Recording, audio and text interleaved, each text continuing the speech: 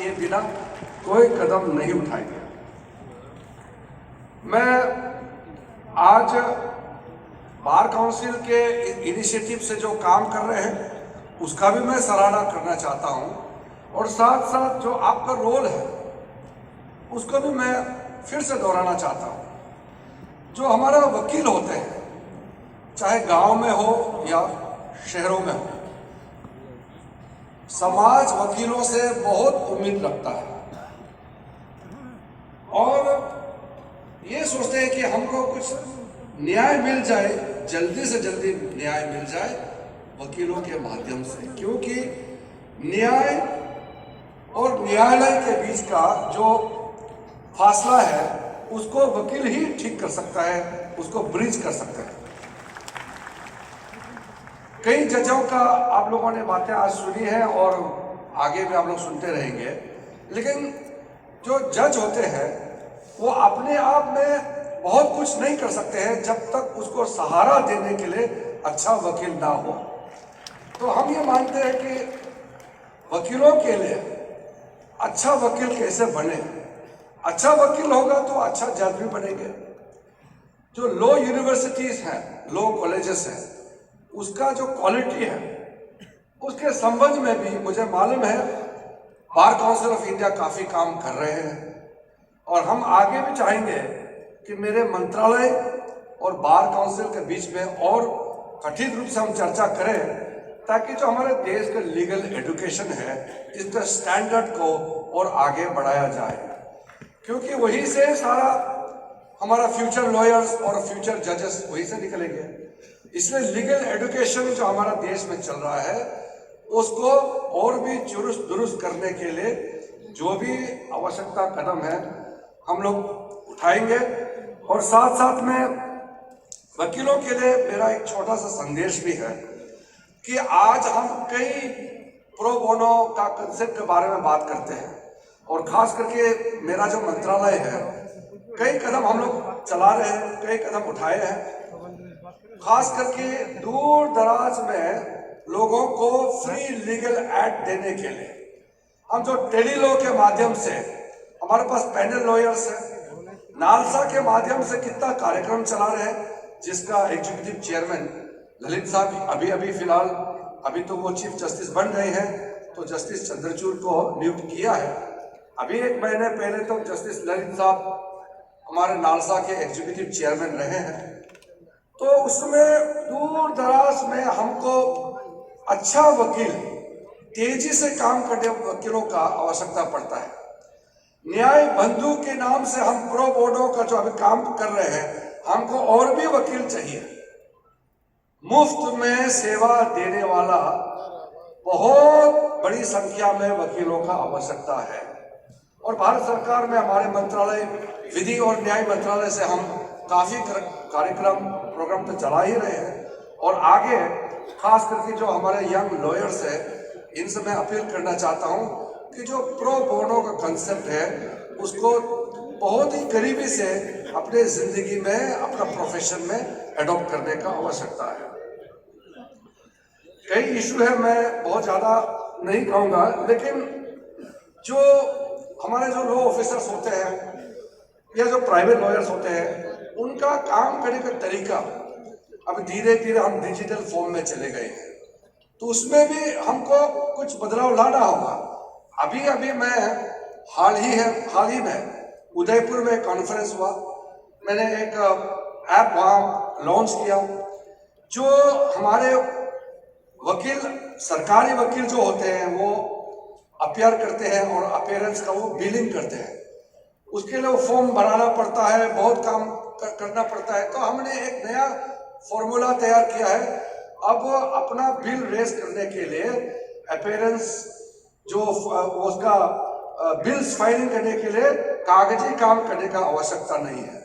तो हमने जो फॉर्म फॉर अपीयरेंस बिलिंग उसके लिए एक तैयार किया है, उसमें आप एक क्लिक करेंगे और नाम भरना है, केस का नाम दर्ज करना है, आप कौन सा हाई कोर्ट में है या डिस्ट्रिक्ट कोर्ट में, सबऑर्डिनेट कोर्ट या सुप्रीम कोर्ट, क्या है आपका केस नंबर सिर्फ डालना है और तुरंत आपका बिल रेज हो जाएगा और उसका पेमेंट भी तुरंत साथ ही साथ बिल पेमेंट भी हो जाएगा। तो हम चाहते हैं कि जो हमारे लॉ ऑफिसर्स हैं, क्योंकि भारत सरकार सबसे ज़्यादा लिटिगेंट्स होते हैं, सबसे ज़्यादा केसेस जो है सरकार का ही होता है, तो सरकार का सिस्टम को ही हम चुरुस दुरुस्त करें तो आम जनता को भी इसका फर्क पड़ेगा। और जो प्राइवेट लॉयर्स है वो तो कर ही रहे हैं। आप लोगों को मालूम है कि हमारा अभी हमने कुछ चेंजेस किया है। अभी जितने भी हाई कोर्ट्स हैं देश में, 25 हाई कोर्ट है, कई हाई कोर्ट में हमारा एडिशनल सॉलिसिटर जनरल होते हैं, कुछ छोटे हाई कोर्ट्स में असिस्टेंट सॉलिसिटर जनरल होते हैं। तो हमने ये निर्णय किया कि भारत में जितने हाई कोर्ट में सारे हमारा लॉ ऑफिसर जो सीनियर मोस्ट लॉ ऑफिसर है उसको हम एडिशनल सॉलिसिटर जनरल के रूप से सब हर एक हाई कोर्ट में अपॉइंट किया जाएगा। और जो असिस्टेंट सॉलिसिटर जनरल है उसका नाम बदल करके डिप्टी सॉलिसिटर जनरल के नाम से नियुक्त किया जाएगा, ताकि वो एडिशनल या असिस्टेंट में कंफ्यूजन ना हो। उसके साथ साथ हमने अभी एक पत्र लिखा है, हमारे अभी संजय करोल साहब को पत्र मिला होगा, मैंने सारे हाई कोर्ट्स के चीफ जस्टिस सबको एक पत्र लिखा है कि जो फास्ट ट्रैक कोर्ट बनाने का जो निर्णय हुआ 14 फाइनेंस कमीशन के तहत एक निर्णय हुआ था 1800 फास्ट ट्रैक कोर्ट्स बनने का इस देश में, लेकिन अभी सिर्फ 896 फास्ट ट्रैक कोर्ट्स ही ऑपरेशनल है इस देश में। इसका मतलब हम अभी आधा से कम फास्ट ट्रैक कोर्ट्स बने हैं, इसको और तेजी लाना होगा। राज्य सरकारों से खास करके मैं इस मंच से कहना चाहता हूं, हमारा देश में जितने राज्य के मुख्यमंत्री हैं, मैं मुख्यमंत्रियों से गुजारिश करूंगा कि चीफ जस्टिस हाई कोर्ट से तालमेल करके जो मैंडेट दिया है, जिसके लिए फाइनेंशियल व्यवस्था किया गया है, बजट हमारे पास है, राज्य सरकार को भी देना होता है, तालमेल करके पूरा का पूरा फास्ट ट्रैक कोर्ट्स का गठन किया जाए। 2018 में हमने एक क्रिमिनल अमेंडमेंट बिल लाए थे और मैं संजोग से उस समय गृह राज्य मंत्री थे पिछली सरकार में, और मैंने ही उस बिल को मूव किया था पार्लियामेंट में। उस समय हमने ये तय किया था 389 एक्सक्लूसिव जो कोड है वो पोक्सो कोड के नाम से बनाया जाएगा। वो उन्हीं में से होगा जो 1023 फास्ट ट्रैक स्पेशल कोर्ट्स, खास करके जो बहुत ही संगीन मामला है, बलात्कार का मामला जैसे जो मामले को वहां ट्रायल करने के लिए, मामला को देखने के लिए स्पेशल फास्ट ट्रैक कोर्ट्स जो बनाने का निर्णय हुआ है, उसके तहत भी हम अपना लक्ष्य अभी नहीं पहुंच पाए हैं। उसके लिए पिछली बार जो दिल्ली में चीफ मिनिस्टर्स और हाई कोर्ट के चीफ जस्टिस के साथ जो कॉन्फ्रेंस होते हैं, उसमें हमारे सुप्रीम कोर्ट के चीफ जस्टिस साहब थे, मैं था, हमारे सारे सुप्रीम कोर्ट के जजेस भी अटेंड किए। उस समय ये निर्णय लिया गया है कि चीफ मिनिस्टर और चीफ जस्टिस के बीच में तालमेल को और बढ़ाना आवश्यकता होगा, क्योंकि इंफ्रास्ट्रक्चर का बड़ा गंभीर मसला है। पटना हाई कोर्ट बिहार के अंदर में और कई राज्य हैं, आज यहाँ जिक्र भी हुआ है, डिस्ट्रिक्ट कोर्ट सबऑर्डिनेट कोर्ट का जो स्थिति है वो ठीक नहीं है। हमने अपने मंत्रालय से एक फैसला करके हमने कहा भी है कि हमारा जो जुडिशरी का इंफ्रास्ट्रक्चर है, चाहे वो लोअर जुडिशरी का हो, डिस्ट्रिक्ट कोर्ट का हो, रेंट हाउस में नहीं होना चाहिए। और हमारा जजेस क्यों किराएदार बनकर के किराए घर में रहे? हमारे कोई भी जज किराए घर में नहीं रहना चाहिए। प्राथमिकता ये होना चाहिए जो हम सेंट्रल स्पॉन्सर्ड स्कीम्स, पैसे जो 9,000 करोड़ का कैबिनेट ने पारित किया है, हमारे आदरणीय प्रधानमंत्री नरेंद्र मोदी जी के नेतृत्व में एक बड़ा फैसला लिया है कि 9,000 करोड़ का जो व्यवस्था किया गया है, उसके तहत हमारे जो लोअर जुडिशरी के कोर्ट रूम हो या लॉयर्स हॉल, लेडीज के लिए अलग से हॉल होना चाहिए, टॉयलेट बाथरूम होना चाहिए, स्मार्ट रूम होना चाहिए, डिजिटल रूम होना चाहिए। हर प्रकार का जो फैसिलिटी है पूरे के पूरे हमारे लोअर जुडिशरी को ठीक करने के लिए, चुरुस्त दुरुस्त करने के लिए जो हमने कदम उठाया है उसको इम्प्लीमेंटेशन के लिए राज्य सरकार और हाई कोर्ट के बीच में तालमेल होना आवश्यकता है। क्योंकि मैंने देखा है कई जगह तो ऐसा है कि जो स्कीम बनाते हैं राज्य सरकार के कोई डिपार्टमेंट, जो भी विभाग स्कीम बनाते हैं, वो हाई कोर्ट या जो डिस्ट्रिक्ट कोर्ट होते हैं वहाँ के जो जजेस होते हैं उनसे तालमेल नहीं करके वो बनाते हैं। कभी कभी हमारे पास जो स्कीम आता है वो गाइडलाइन के हिसाब से नहीं आता है। पिछली बार बजट में भी बहुत पैसा पेंडिंग रह गया, हम खर्चा नहीं कर पाया। मुझे चिंता तब होती है जब पैसा पड़ा हुआ है और खर्च नहीं हो पा रहा है। अगर पैसा का कमी है तो भारत सरकार को जरूर कहिए, हम प्रधानमंत्री जी से बात करेंगे, वित्त मंत्री से बात करके अतिरिक्त पैसा का व्यवस्था किया जाएगा। लेकिन पैसा का व्यवस्था है लेकिन खर्च नहीं हो पा रहा है तो ये बहुत चिंता होने वाली बात है। इसलिए मैं चाहता हूं कि जो भी हमारे पास बजट है उसका इस्तेमाल सही तरीके से होना चाहिए। साथ साथ आप सबको मालूम है कि सुप्रीम कोर्ट के एक सीनियर जज के लीडरशिप में हमारे ई कोर्ट्स कमेटी होते हैं, जिसके तहत पूरा डिजिटलाइज करने के लिए पूरा हमारे देश का जितना कोर्ट है उसको डिजिटल मोड में ट्रांसफॉर्म करने के लिए अभी तो वीडियो कॉन्फ्रेंसिंग के माध्यम से भी बहुत चीज हो रहे हैं। कई कोर्ट में तो वर्चुअल कोर्ट भी बन गए हैं। अभी ट्रैफिक का सारा केसेस तो वर्चुअल होते हैं, ना वही कोई जज बैठते हैं ना वो वकील बैठते हैं। वर्चुअल कोर्ट है, तुरंत मैटर आता है, उसका निर्णय किया जाता है। इस प्रकार से हम चाहते हैं कि हमारे देश में जो जुडिशरी का हालात है उसको ठीक करने के लिए जो भी कदम हमको उठाना चाहिए, हम सब मिलकर के कदम उठाने का आवश्यकता है। अंतिम में मैं 2-3 मुख्य बातें बिंदु आपके सामने में रखूंगा। पिछले 8 साल में आपने देखा है हमारा नरेंद्र मोदी जी का सरकार जिस तरीके से काम कर रहे हैं, एक भी हमारा कदम, भारत सरकार का कोई कदम ऐसा नहीं हुआ है या ऐसा कदम नहीं उठाया जिससे जुडिशरी को नुकसान हो। हम जुडिशरी को इंडिपेंडेंट भी रखना चाहते हैं और जुडिशरी को हम मजबूत भी बनाना चाहते हैं। हमारा हर कदम जुडिशरी के प्रति एक बहुत ही रेस्पेक्टफुली मैं कहना चाहता हूं कि जुडिशरी को हम किसी भी तरह अंडरमाइन नहीं करना चाहते हैं। उसी प्रकार हम जुडिशरी से भी एक्सपेक्ट करते हैं कि जो अपने अपने दायरे में जो संविधान में रेखा खींचा हुआ है, जुडिशरी, लेजिस्लेचर, एग्जीक्यूटिव, हम सब अपने अपने दायरे में काम कर रहे हैं और इसी में दायरे में रह करके हम एक दूसरे के प्रति सम्मान भाव से काम करेंगे तो आगे जाकर के देश में जो हमारे 3 मुख्य स्तंभ है और मजबूत से खड़ा होने में सामर्थ्य होगा। मैं ये चाहता हूं कि जो हमारे लॉयर्स और जो बार काउंसिल है, बार एसोसिएशन होते हैं, उसका और बेंच के साथ भी उसी प्रकार से मधुर संबंध बनाए रखना आवश्यकता है। आजादी का अमृत महोत्सव के इस काल में हम लोग कई तरीके का कार्यक्रम चला रहे हैं।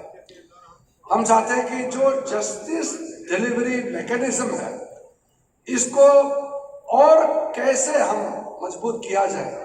कुछ लोग सोचते हैं कि सिर्फ जितना जजेस का स्ट्रेंथ है वो बढ़ा दिया जाएगा तो न्याय तुरंत मिल जाएगा। ये सही है लेकिन पूरी तरह से ये सही नहीं है। जो जजमेंट डिले होते हैं, केसेस पेंडिंग होते हैं, कई कारण होता है। उस कारणों पे डिटेल में चर्चा करने का भी आवश्यकता नहीं है। जब छोटे ग्रुप टेक्निकल सेशन होगा तब उसको डिटेल में चर्चा किया जाना चाहिए।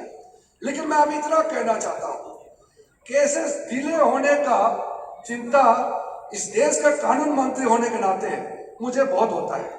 बिहार से, यूपी से या हमारे किसी भी देश से जब कोई बूढ़ा बूढ़ी मेरे पास आकर के कहता है क्या 25 साल हो गए, 30 साल हो गए, न्याय नहीं मिल रहा है, और मेरे इस संसार से चले जाने के बाद अगर कोई न्याय मिले तो फिर उसका मेरे लिए कोई फायदा नहीं है। तो ये हमारे लिए बहुत दुख की बात है। 10 साल, 15 साल, 20 साल से अगर केसेस लंबित है तो ये चिंता सबको करना होगा। इसमें आप बुरा ना मानिए, वकीलों को भी ब्लेम करते हैं, जजेस को भी ब्लेम करते हैं और सरकार को भी ब्लेम करते हैं। अगर हम अपने अपने गिरेबान में झांक के देखें, अगर हमको इस चीज को पता लगाने का कोशिश करें तो जरूर उसका समाधान भी निकल जाएगा।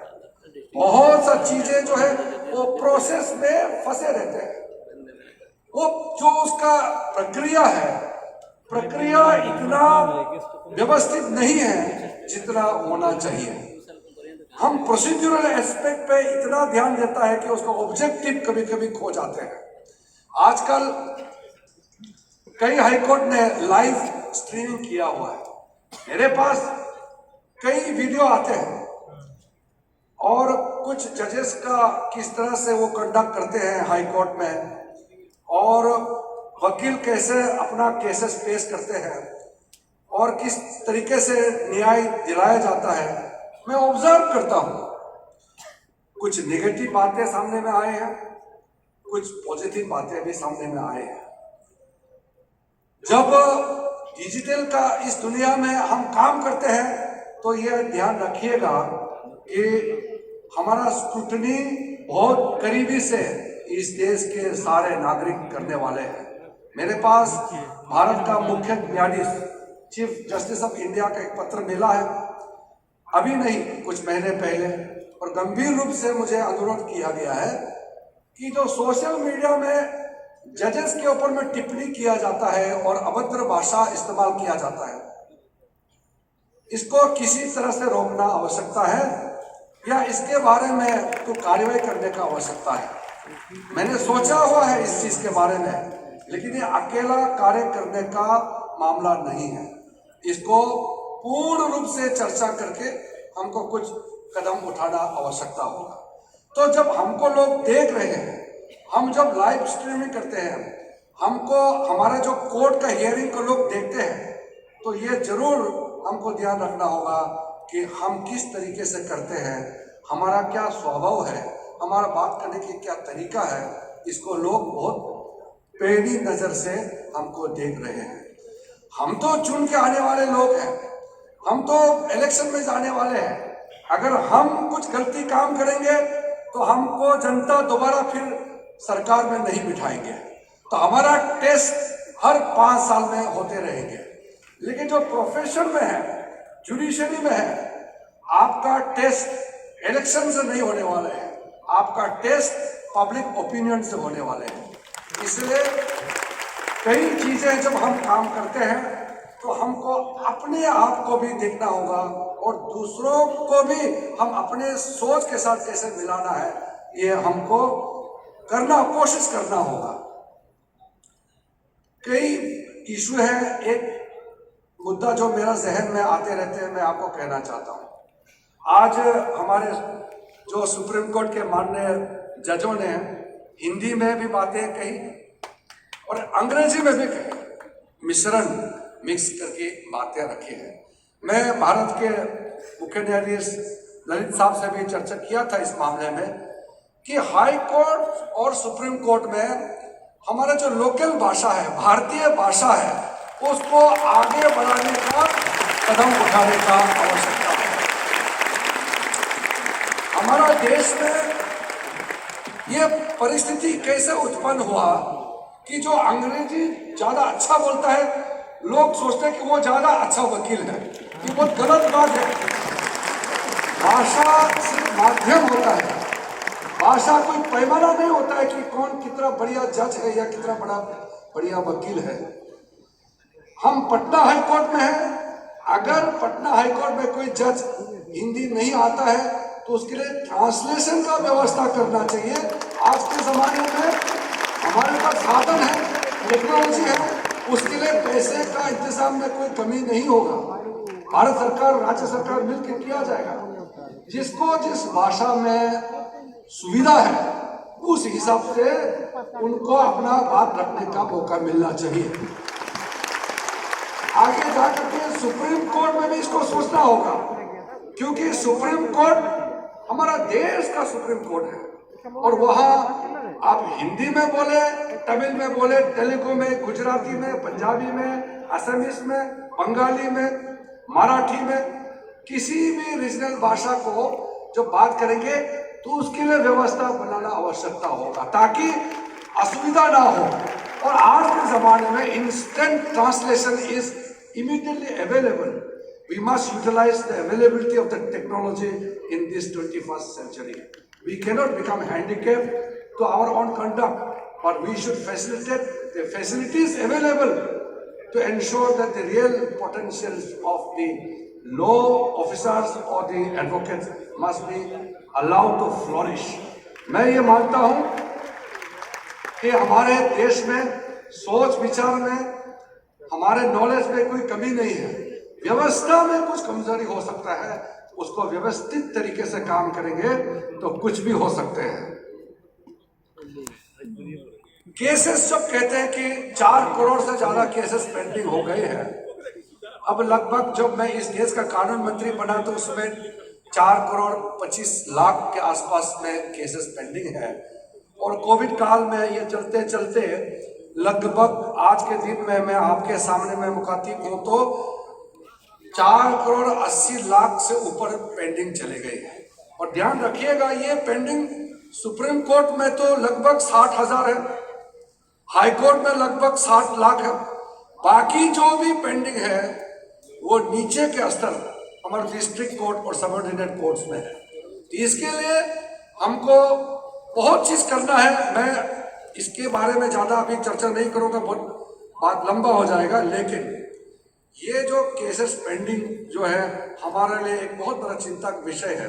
इसलिए जब भी मैं लोअर कोर्ट में जाता हूँ, राज्य सरकारों से मिलता हूँ, तो इसको एक तरीका कैसे निकाला जाए इसका हम चर्चा करते रहते हैं। अंत में हम ये चाहते हैं कि न्याय और आम आदमी, एक आम नागरिक और न्याय के बीच में कोई दूरी नहीं होना चाहिए। हम इस देश का कानून मंत्री होने के नाते सुप्रीम कोर्ट के जजेस के साथ, हाई कोर्ट के जजेस के साथ हम जब फील्ड में जाते हैं, लोगों के बीच में पहुंचते हैं, तो अलग तरीके से संतोष के भाव आता है। मैं तो ये भी मानता हूं कि न्याय सिर्फ अदालतों के कमरे से ही न्याय नहीं, न्याय जमीन में जाकर के, लोगों के दरवाजे में जाकर के भी हम न्याय दे सकते हैं।